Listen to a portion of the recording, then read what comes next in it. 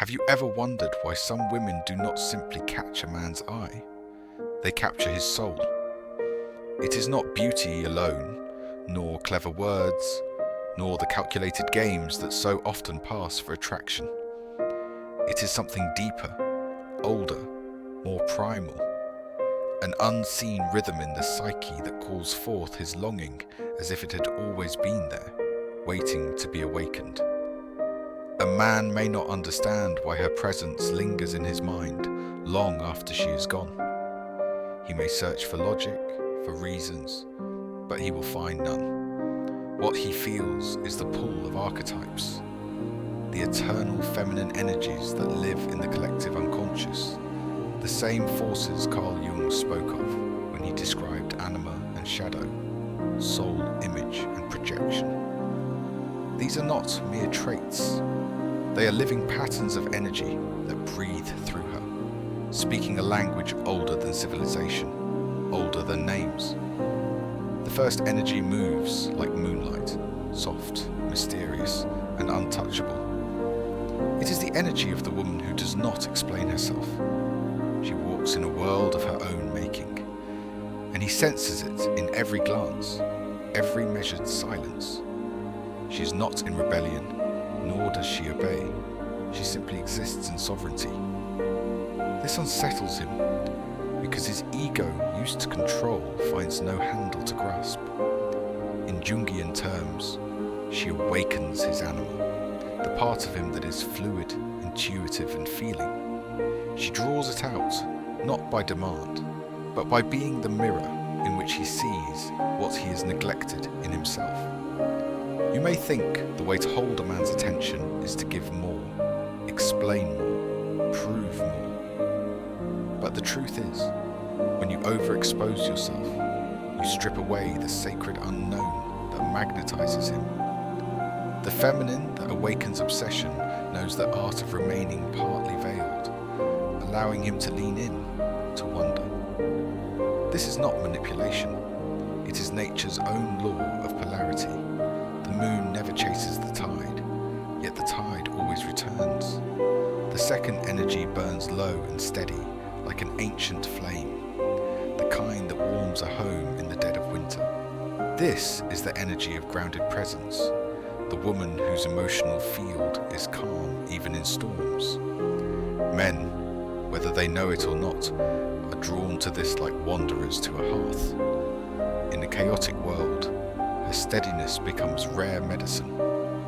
Jung would call it integration, the meeting of shadow and light so that she no longer reacts from wounds, but responds from wholeness. When she speaks, it is without the sharp edge of insecurity or the need to control his perception. She can sit in silence without fear. She can listen without preparing her defense. This unnerves men who are accustomed to conflict or performance. Her groundedness calls forth his own capacity for stillness, something the restless male ego resists, yet secretly craves. Perhaps you have seen it. The man who cannot stop returning to a woman who does not demand his presence, yet whose absence feels like an ache in his bones. It is because her energy regulates his own without him even knowing it. In her presence, he can rest from the endless proving of his masculinity. And in that rest, his bond to her deepens into something far beyond infatuation. The third energy is the most dangerous, not to you, but to the smallness of his self-image. It is the energy of creative chaos, the spark that refuses to be domesticated. This is not wildness for its own sake, but the archetype of transformation. The woman who births change simply by being herself. She does not ask for permission to grow. She evolves before his eyes, forcing him to confront whether he will rise with her or be left behind. Men who encounter this energy often mistake it for threat because it disrupts their illusions of stability. But it is this very disruption that engraves her into his psyche. Jung understood that the psyche resists change until it meets something so compelling it can no longer remain the same. She becomes that catalyst. Her laughter might be untamed, her ideas unsettling, her movements unpredictable, yet beneath it all is a deep, unshakable self-trust. If you carry this energy, you'll find that some men cannot endure it, for it forces them to face their own stagnation. And yet the one who can will find himself reborn in its fire. He will feel both terrified and addicted to the way you strip away the layers he thought were himself, revealing the man he could be. These three currents, the mysterious moon, the steady flame, and the transformative storm, do not live separately within a woman. They are threads of the same tapestry, each rising and falling in her, depending on the moment. A man may not have the words for what he feels in their presence, but his body, his dreams, his very breath will remember. And here lies the secret. You need not force them. They are not acts to perform or masks to wear. They are energies already woven into your nature, waiting for you to remove what dulls them. Fear, self-doubt, the endless need to please. When you embody them without apology, you become not the hunter but the flame. And in that light, the right man does not need to be convinced. He cannot help but draw near. There is a power in a woman's presence that cannot be faked, forged, or borrowed from the pages of another's life. It is not about beauty in the shallow sense. Though beauty may serve as a doorway, it is never the house itself. This kind of power rises from the deep well of the feminine unconscious, where instinct, shadow, and light mingle in a silent storm. A man does not consciously know why he feels drawn to her. He will tell himself it is her smile, her body, the sound of her voice. But somewhere beneath the words, he knows it is her energy. An alchemy of qualities that bypass the rational mind and strike directly at the archetypal masculine core. He feels as though she sees him in a way no one else does. Not the polished mask he wears to the world, but the restless animal beneath, the vulnerable boy, the unclaimed king. And because she can see these parts of him without flinching, without judgment, he feels both exposed and safe, an intoxicating paradox that makes her unforgettable. Carl Jung spoke often of the anima, the feminine presence in a man's unconscious, the hidden muse that stirs his deepest longing for wholeness. When a woman embodies certain energies, she touches this archetype so precisely that he feels he has found a piece of his own soul reflected back at him. The first current of this magnetism is something the modern world often misunderstands. Softness that is not weakness, but sovereignty in silk. It is the way she moves through life, without the constant armor of defensiveness, the way she can meet conflict without abandoning grace. She does not seek to dominate, yet she is not dominated.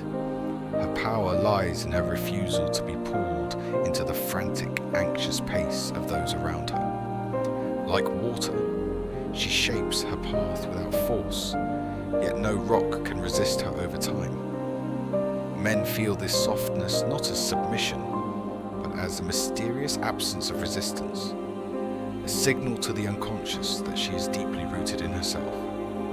This kind of feminine stillness is a rare nectar to a man who is always at war with the world. But softness alone does not awaken obsession. It soothes, it invites, but it does not yet command. The second current runs deeper, the shadowed spark of unpredictability. This is the part of her that is not always safe, that cannot be fully tamed or understood. She is capable of warmth, yes, but also of boundaries sharp enough to draw blood if crossed. A man senses that within her lives a force that will not allow him to shrink into his comfort. She is not chaos for chaos's sake. Her unpredictability is simply the natural result of living by truth instead of people-pleasing. She will laugh with him in the moonlight, but she will also walk away at dawn if her soul demands it. The unconscious masculine craves this, though he may fear it, because it pulls him into his own growth. It is here that Jung's idea of individuation becomes relevant.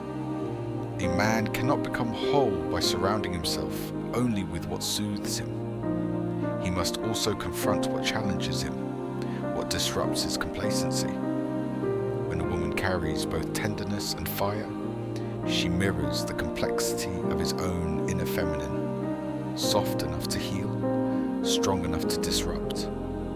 In her presence, he is not allowed to remain a half-formed version of himself. And then there is the third current, the most elusive of all, the radiant absence of need. This is not the brittle independence of someone who pretends she requires nothing from anyone. It is the unshakable knowing that her worth is not measured by the attention she receives. She moves through the world as if she is already chosen, not by a man, but by life itself. She may accept love when it is offered, but she is never waiting for it to validate her existence.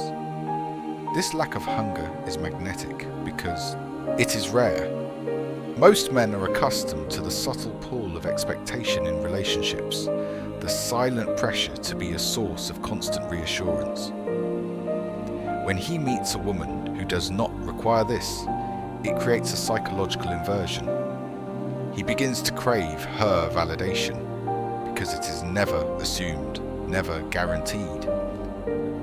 This absence of need is born only from deep inner work. It is the result of facing the shadow, of meeting the lonely, frightened parts of the psyche and learning to hold them without outsourcing their healing to someone else.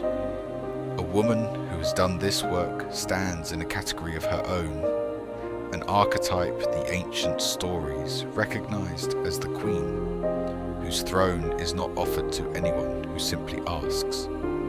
When these three currents, sovereign softness, shadowed unpredictability, and radiant absence of need, intertwine within a single woman, she becomes a mirror in which a man sees both his deepest longing and his deepest fear. He feels drawn to her, not because she offers easy love, but because she offers something far more dangerous and precious, the possibility of transformation. And in that transformation lies the root of obsession, the kind that lingers, not just in his heart, but in the corridors of his unconscious, where archetypes and longing intertwine. And so, when a man first encounters her, it is not always her beauty that ensnares him. Beauty alone is fleeting, easily replaced in memory by the next face, the next fleeting pleasure. It is something older, something deeper than conscious recognition. His instincts, sharpened by millennia of ancestral memory, detect that she carries in her presence the quiet hum of life's eternal mystery. She does not reach for him, she allows him to reach for her, as if he were stumbling toward a hidden well in the desert, desperate for a drink he cannot name. This is where the second energy begins to awaken within her, the magnetic pull of emotional resonance. It is the capacity to create a field around her where his inner world feels exposed, understood, and met without judgment.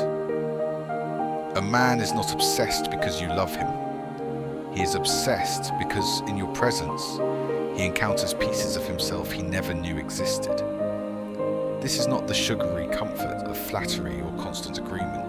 No, this is far more dangerous. This is the quiet mirror of truth, the mirror that reflects his shadow. Carl Jung spoke of the animal, the feminine soul image within a man that holds the key to his deepest longings and unconscious projections. Most men wander through life unaware of the anima's shape within them. But when they meet a woman who unknowingly embodies it, the impact is volcanic, the ego shakes, the ground beneath them shifts, and they are pulled not by logic, but by the raw magnetism of recognition. it feels like fate, but in truth, it is psychology. His mind tells him she is the one, when in fact she is the one who unlocked the door to the forgotten corridors of his inner life. And yet this resonance is not maintained by pouring out every secret or indulging every request. No, it thrives in the tension between closeness and distance. The woman who understands this energy knows when to retreat into herself, when to step back into the shadows, leaving him with the echo of her presence. Like a half-heard melody, her absence compels him to seek her out again, for the song is unfinished in his mind. This is the subtle art of not collapsing into his frame, of maintaining her own centre of gravity. For if she bends too far toward him, if she tries to hold him too tightly, the spell breaks. The mystery collapses under the weight of overexposure. The human mind craves what it cannot fully possess. It worships the unattainable more than the conquered. And so, she lets him lean forward, never quite letting him close the distance entirely. But here lies a danger few recognize. A woman who wields emotional resonance without self-awareness risks being consumed by his projections. She becomes not herself, but the vessel for his fantasies. And when reality inevitably returns, he may recoil. This is why the second energy must be rooted in her own individuation, the process Jung described as becoming whole within oneself.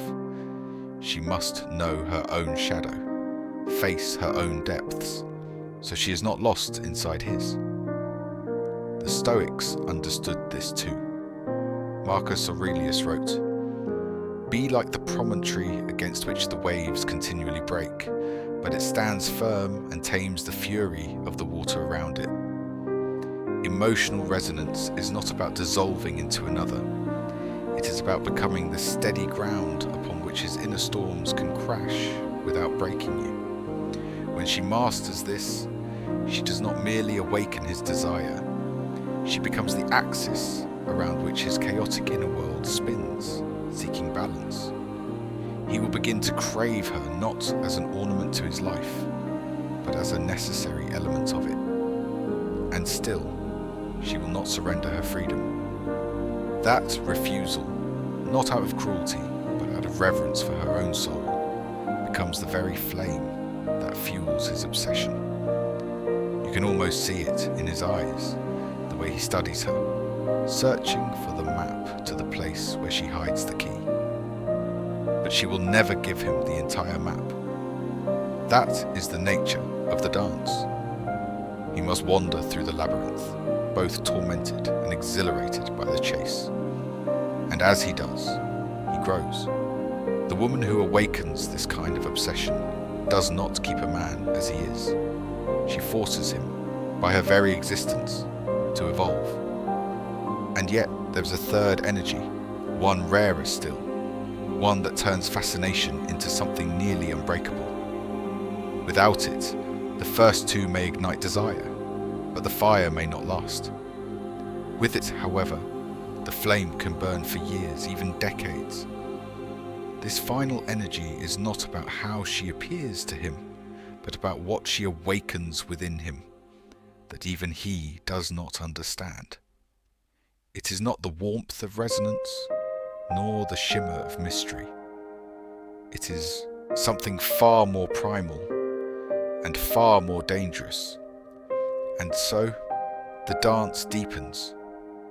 For when the feminine has awakened his mind through the mystery and moved his heart through the nurturer's compassion, there remains one final energy, the most dangerous, the most transformative, the challenger. She is the mirror in which his illusions shatter, the storm that strips him of the comfortable lies he has told himself. She does not wound for cruelty, but she refuses to protect the ego when it stands in the way of truth. Men who encounter her often mistake her fire for rejection. They call her difficult, too much, too intense. but beneath their words lies fear. The fear of seeing themselves without the flattering veil of self-delusion.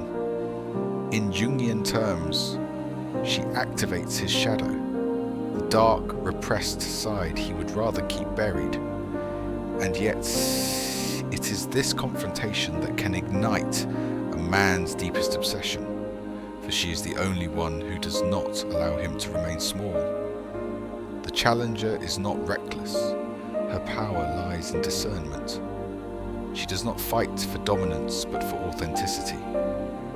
Her gaze penetrates without apology, not because she seeks to destroy, but because she knows that what survives her gaze is real. She forces the masculine to confront the question, who am I when no one is watching? And will I dare to be that man even when she is? When she speaks, she does not flatter. Her words land like sacred strikes, breaking the glass around his illusions. She is not impressed by status or charm. These are masks too easily worn. She looks for congruence between word and deed, desire and action. And when she finds the fracture, she names it, not to humiliate, but to invite him into wholeness. It is in this crucible that the masculine feels both threatened and drawn in. For the challenger touches the deepest hunger in him, the hunger to be fully seen and still found worthy. Most women avoid this role, afraid that their truth will drive a man away. But she knows the opposite is true for the man who is ready. For such a man, her truth is the rarest aphrodisiac, for it demands the death of his false self and the birth of his fullest potential. There is danger here, for both, to embody the challenger without the grounding of the mystery or the compassion of the nurturer is to become sharp without purpose, destructive rather than refining. The true challenger wields her fire with precision, tempering her strength with patience, ensuring that her challenge is a gift, not a punishment. The masculine, once awakened to this energy, begins to experience a new kind of obsession, not born of possession or fear of loss, but of an unquenchable desire to rise to meet her. She does not reward mediocrity. She does not stay for potential alone. Her presence is a living invitation. Meet me here, at the height of your integrity, or lose me. And it is here that the man begins to understand that love, in its highest form, is not about comfort but transformation. With her, he cannot remain in the half-life of untested desire. He must step into the arena of his own becoming, willing to fight the dragons within, not for her approval, but because she has awakened the part of him that refuses to live asleep. In the quiet after the storm, something shifts.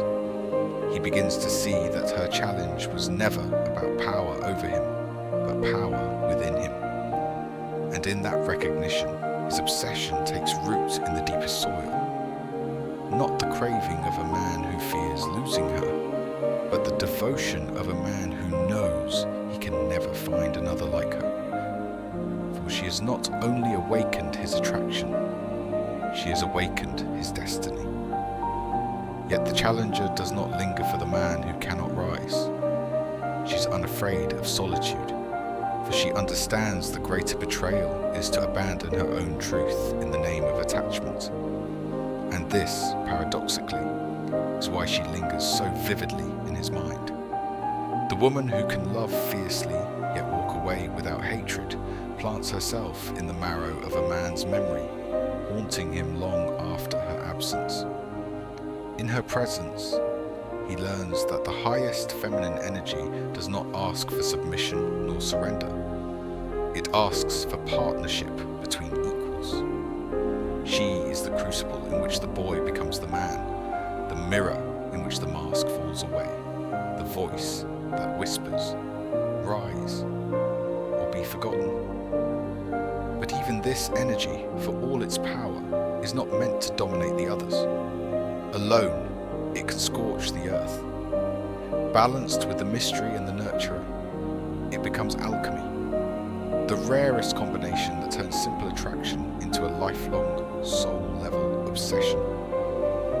And in this synthesis, the feminine stands fully in her power, untouchable by fear, unchained by need, and unforgettable to any man who dares to know her. And now, the final truth must be spoken, a truth that frees both the man and the woman from the games that keep them small. For obsession, when purified by wholeness, transforms into something far more enduring than desire. But there is a shadow to this power, the temptation to mistake obsession for devotion. Obsession burns bright, but can also scorch the ground if not met with clarity. The woman who wields these energies must understand the fine line between captivating a man's soul and allowing herself to be consumed by his longing. For in the realm of archetypes, the one who awakens another's deepest hunger also risks becoming a mirror for their unhealed wounds. She must stand as both muse and guardian, knowing that not every man who is drawn to her deserves to drink from her well. In Jung's language, she becomes the embodiment of his anima, the feminine soul image that lives in his unconscious. When she steps into his life, she does not merely enter his present reality. She touches every memory, every unlived dream, every boyhood longing buried beneath layers of stoicism and survival. This is why his attraction feels irrational even to him. He cannot name it, and that inability unsettles him. But the truly empowered woman does not chase this confusion for reassurance. She allows him to wrestle with it, for struggle is the birthplace of transformation. You must understand this. When you awaken such depths, you are not just dealing with the man before you, but with the entire lineage of his feminine projections. The way his mother held him, the first girl who broke his heart, the ideal woman he conjured in the quiet hours of adolescence. All of these live inside the energy you now represent. And if you are not grounded, you will become entangled in ghosts, mistaking their weight for the man's true love. So she moves carefully, with an elegance born of self-mastery. She knows when to give warmth and when to step back into silence, letting the space between them become the crucible for his yearning. This is not playing games. This is allowing desire to mature instead of collapsing under the weight of immediate gratification. In this space, obsession refines itself into reverence, because he must confront himself in her absence. But this path is not for the faint-hearted. For every woman who carries such energy, there will be those who envy her, misunderstand her, try to diminish her as manipulative. They will not see that what she embodies is not performance but alignment, the rare state of being in which the inner feminine is not suppressed by fear or hardened by bitterness. She does not pretend to be above longing, but she refuses to be ruled by it. When a man meets such a woman, he senses, perhaps for the first time, that he is in the presence of something he cannot control or predict. And that is precisely why he becomes obsessed. Not because she withholds affection, but because her essence is not for sale. She could love him with every cell in her body, yet remain whole without him. She could surrender to passion without losing herself in his arms. This is the paradox that keeps his mind circling back to her, even in the quiet hours of the night. Her magnetism is not loud, yet it is undeniable. She might walk into a crowded room and say nothing, and still the air bends around her. She might rest her gaze upon him for a heartbeat too long, and it will replay in his mind for weeks. He will find himself seeking her reflection in the faces of strangers, catching fragments of her voice in passing conversations, sensing her absence in moments that should have felt complete. This is the deeper truth. The feminine energies that awaken a man's deepest obsession are not built from the external, not from beauty, not from cleverness, not even from perfect compatibility. They arise from a woman's relationship with herself, the unshakable bond she has forged through shadow work, self-respect, and the unflinching confrontation with her own pain. Such a woman does not need to demand his attention. Her very being compels it. And yet, the true mastery lies in this. She is willing to let his obsession pass if it is not aligned with her highest good. She knows that some men will worship the image of her but never rise to meet her in reality. And so, she blesses them silently and walks away, for she does not seek to be anyone's fantasy at the cost of her soul. The man who can meet her there, in the raw, unvarnished truth of her humanity, will not just be obsessed, he will be transformed, for she will have awakened not only his longing, but his courage to claim a love that demands he evolve. And then there is the third energy, the one most feared and most misunderstood, the energy of the untouchable queen. She is not cold, she is sovereign, she is not distant, she is boundaried.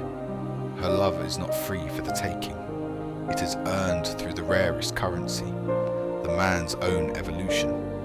In the depths of Jung's thought, she embodies the completed anima, the fully realized feminine in the male psyche that can no longer be possessed, only honored.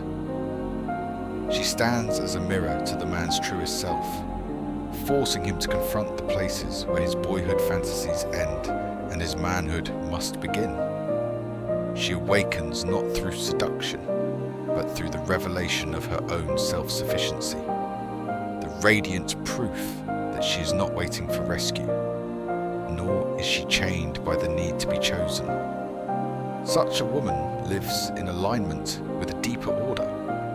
Her presence dismantles the illusions of control that so many men carry, stripping them down to the bone of their authentic hunger. He cannot toy with her spirit without first facing his own shadow, for her energy demands depth, and anything shallow dies in her atmosphere. In her gaze, he feels both the terror and ecstasy of recognition, that this is not a woman who will allow him to sleepwalk through life. To stand beside her is to rise, or to be left behind. And that is why she is unforgettable. Not because she played harder to get, but because she never played at all. Her life is the throne, and her heart the crown. The power of this energy lies in her refusal to confuse attachment with love. She does not collapse into him when she feels his distance, nor does she abandon herself to bridge the space. She trusts the law of nature, that what is truly hers will remain, and what is not will dissolve. This trust is not passive, it is the quiet strength of a mind uncorrupted by desperation. And the paradox is this: the more she refuses to be owned, the more a man longs to be claimed by her presence. She stirs a hunger that no other woman can satisfy, because she has shown him the rarest vision of all, a love that is whole without him, yet chooses him still. In the architecture of male desire, this is the highest test. Many men will falter here, retreating to the safety of women who ask for less. But for the few who dare, standing in the field of such a woman's energy is a rite of passage. It forces the man to peel away the layers of performance, the masks of power, and to offer himself in the one form that matters, as a man fully awake, fully present, fully willing to meet her at the altitude she inhabits. This is not the obsession of boyhood fantasy. It is the holy obsession of a man who has seen the summit and will not rest until he can remain there. And yet, she does not require his arrival. She lives as she is, knowing that her worth is not enhanced nor diminished by who recognizes it. This is why she is magnetic.